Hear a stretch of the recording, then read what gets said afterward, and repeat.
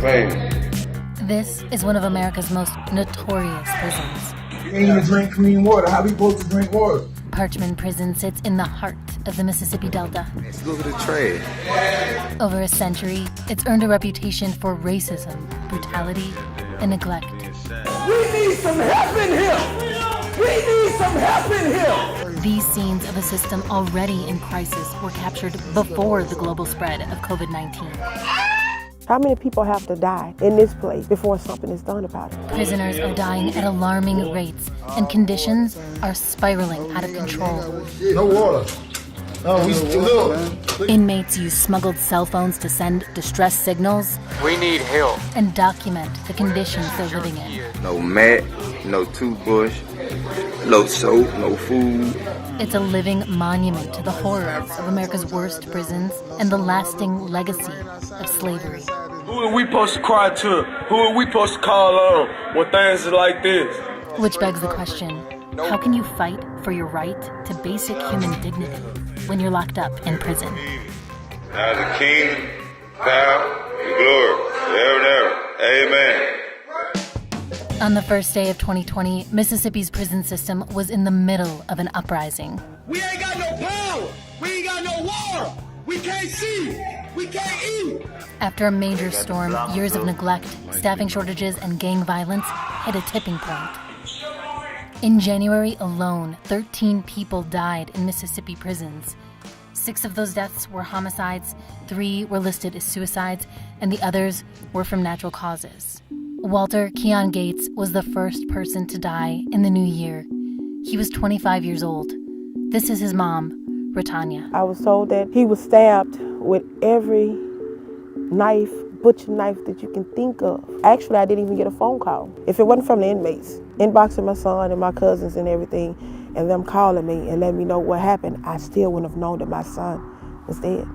And the only thing that the chaplain could tell me when I called the next morning was, well, I do apologize for your loss, ma'am, but, we want to know where to send your son's body to. That was all I got. At that point in time, I was so furious that I just wanted to run through these gates. I don't think my son deserved to be done like that. I don't think anybody should have ever been done like that. I don't think this should have even happened. Prisoners like Walter are dying at some of the highest rates the state has seen in recent years. According to federal data, Mississippi has the 4th highest mortality rate in the country. He wasn't sleeping. He was scared. I could hear it in his voice, even though he seemed to be upbeat, but he was scared. He would say that you would be placed in positions where you have no other choice but to fight. Mississippi prisons are so short-staffed that they often use lockdowns as a way to keep order. Man, you can't even get no air in the window, man. That means prisoners are kept inside their cells for almost 24 hours a day. Lockdowns can reportedly last for months. He said, I just want you to know that I love you. And he said that like a lot of times this in December for some reason. 2020 gonna be our year, Mom. I was like, okay, baby. I said, I believe that too. 2020 is gonna be our year. He didn't tell me he wasn't gonna be here. He never told me he wasn't gonna be here.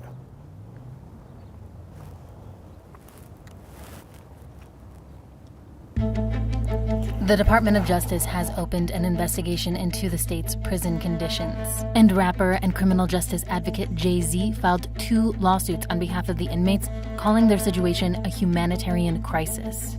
It's easy for you not to care about what's going on in MDOC if you don't have a family member or a loved one there. But some child's father is there.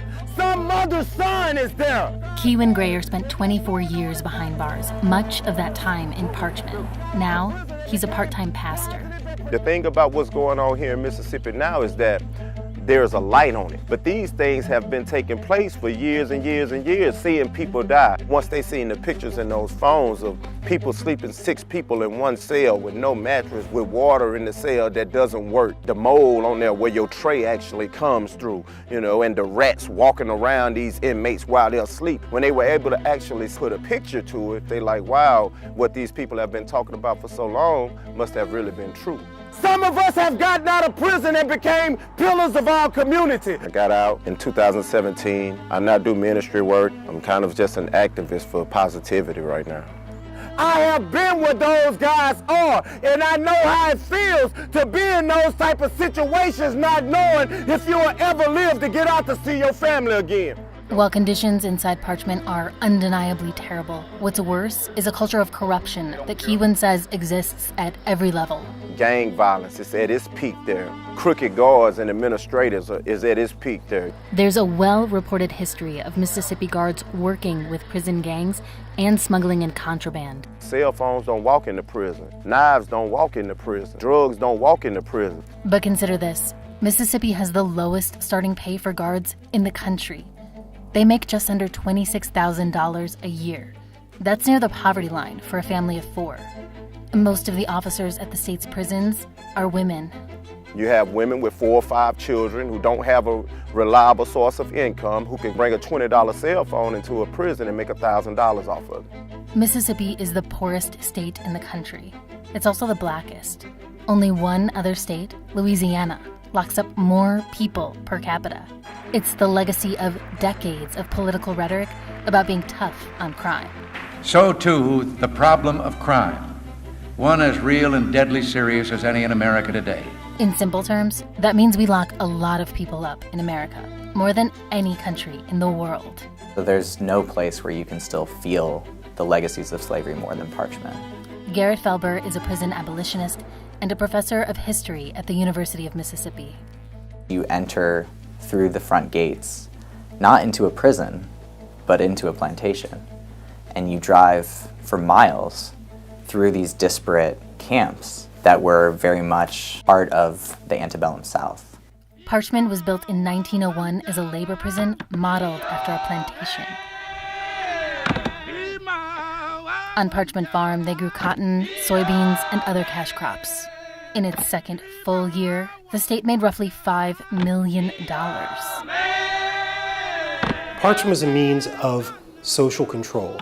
Ralph Eubanks is a professor of English at the University of Mississippi who also teaches classes inside the prison.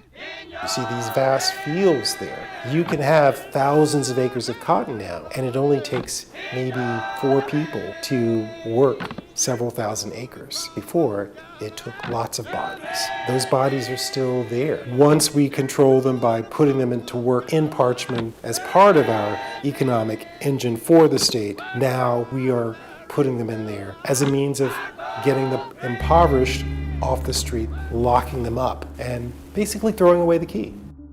We're having a memorial service for one of my friends who passed away a couple weeks ago. He did 23 years in prison. He was 50 years old. He only been out 8 months. He was actually 1 week away from getting married, and he had a stroke. On the surface, he was very healthy. It's just a very dangerous environment for anybody to be in.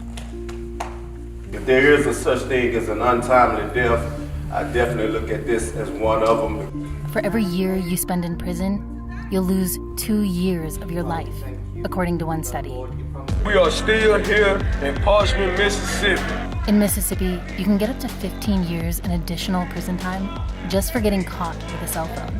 But if it wasn't for this footage, there wouldn't be any evidence of what's happening. Somebody need to save us, man. Somebody need to save us from this injustice, man. Governor Tate Reeves says the inmates are using cell phones to organize violence. That was a large part of what caused the recent series of killings to escalate as much as it did. Professor Felber says it's not that simple. The reality of what happens in prisons is that people do have to participate in gangs to survive. But we have to think about being denied drinkable water as state violence. That is violent because people are living in conditions that are inhuman. So when there is violence within prisons, it becomes very easy for the state to then push aside its own role and say, look, this is why we need harsher penalties, more punitive solutions, rather than acknowledging its own role in perpetuating that. Governor Reeves failed to respond to our multiple requests for an interview. In January 2020, he announced he was shutting down most of Unit 29, widely considered to be the most inhumane in Parchman. Death row inmates will stay, and so will some lower security inmates who do maintenance work.